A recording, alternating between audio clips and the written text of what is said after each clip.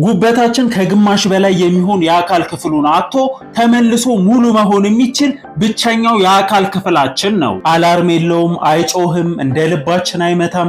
ዝም ብሎ በጸጥታ ራሱን መልሶ ይገነባል፣ ስራውን በአግባቡ ይሰራል። ለእናንተም ለሌሎችም ስለሚጠቅም ሴቭ፣ ሼር እና ፎሎ እያረጋችሁ ጉበታችን ከ500 በላይ ጠቃሚ ስራዎች ያሉት ከጎድን አጥንታችን ውስጥ ተደብቆ የሚገኝ የአካል ክፍላችን ነው። በእያንዳንዷ ሰከንድ መርዛማ ነገሮችን፣ ጎጂ ንጥረ ነገሮችን እንዲሁም የመኖራችን ተረፈ ምርት የሆኑ ቆሻሻዎችን የያዘ ደም በውስጡ ያልፋል። በተጨማሪም አልኮል ነገሮች፣ መድኃኒቶች፣ በአጠቃላይ ኬሚካላዊ ይዘት ያለው ማንኛውም ነገር በጉበታችን በኩል ነው የሚያልፈው። ሌሎች የሰውነት አካላቶቻችን ትንሽ መርዛማ ነገር ሲያገኛቸው እሪ ብለው ይጮዋሉ። ጉበታችን ግን እንደዛ አይደለም። መርዛማውን ነገር ይጠጣዋል፣ ይሰባብረዋል።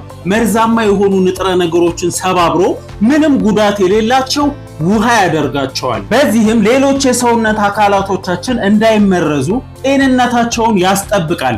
አመስግኑኝ አይልም፣ ሸልሙኝ አይልም። ምግብ በምንመገብበት ጊዜ ደግሞ ከምግቡ ያገኘነውን ስኳር በጊዜያዊነት በማጠራቀም የደም ስኳር መጠናችንን ያረጋጋል። ጉዳት ደርሶብን ስንደማ ደማችን ቶሎ እንዲቆም የሚያደርጉ ንጥረ ነገሮችን በማምረት ደማችንን በማቆም ያገዛል። ፋት ወይም ስብ ያላቸውን ምግቦች ስንመገብ ደግሞ ፋቱን ለመሰባበርና ለማብላላት ሐሞትን ያመርታል። ነገር ግን ጉበትን በጣም ተአምራዊ የሚያደርገው ነገር ጉዳት ከደረሰበት በኋላ ተመልሶ ማደጉ ነው። 90% የሚሆነውን ክፍሉን ቆርጠን ብናወጣው ራሱ የተቀረው አይደናገጥም። ሕዋሳት ይከፋፈላሉ፣ መስመሮች ይዘረጋሉ፣ አካላቶቹ ይጠገናሉ።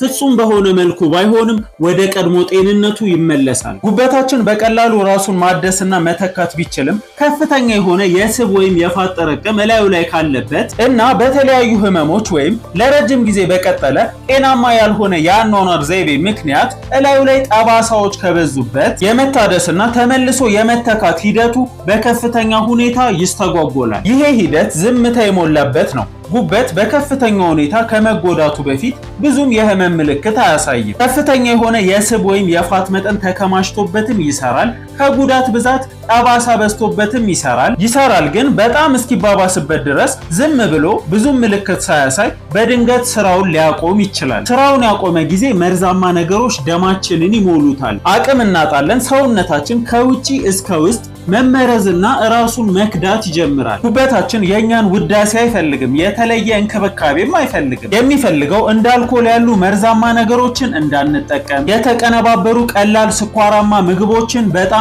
እንድንቀንስ፣ ከመጠን በላይ የሆነ የቀይ ስጋ አመጋገብን እንድንቀንስና በቂ ውሃ እንድንጠጣ፣ ተፈጥሯዊ የሆነ የተመጣጠነና ጤናማ የሆነ አመጋገብን በማዘውተር ሰውነታችን ላይ ያለውን የስብ ወይም የፋት መጠን እንድንቆጣጠር፣ ባገኘነው አጋጣሚ ሁሉ እንድንንቀሳቀስ፣ በሳምንት የተወሰነ ቀን አካላዊ እንቅስቃሴ ወይም ስፖርት እንድንሰራ ነው። ጉበታችን የመርዛማ ነገሮች ማጥለያ ብቻ አይደለም፣ ለሰውነታችን ጋሻ ነው፣ መከታ ነው፣ የኬሚካል ማቀነባበሪያና ፋብሪካም ነው። ጉበታችን በእያንዳንዱ ሰከንድ በህይወት እንድንቆይ የሚያደርገን ዝምተኛ ጀግና ነው። ከወደዳችሁትና ከጠቀማችሁ ሴቭ፣ ሼር እና ፎሎ እያደረጋችሁ አመሰግናለሁ።